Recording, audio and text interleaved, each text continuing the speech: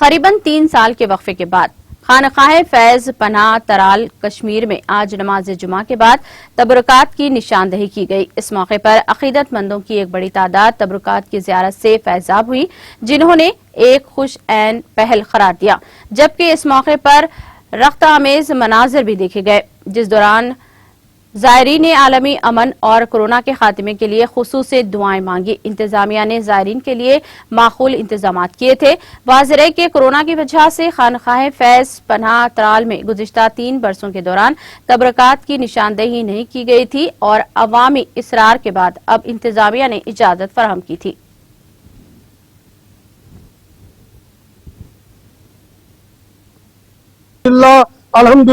الحمدللہ شکر رب العالمین کن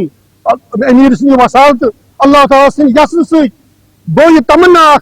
پورا استرال عوامس بالخصوص اور بالعموم ملک کشمیر کہ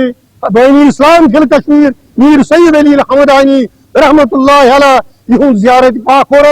یہ دہ منو اور اچھا تمنا سہ گو پور تمام دعا کر دین دنیا خاطر ملک کی بلائی خاطر امن امان خاطر اور کامیابی خاطر آئی خاص خصوصی دعا کرنے اور بالخصوص آو اس وبائی بیماری پینڈمک کووڈ امیک اللہ تعالیٰ کرین یہ کرین۔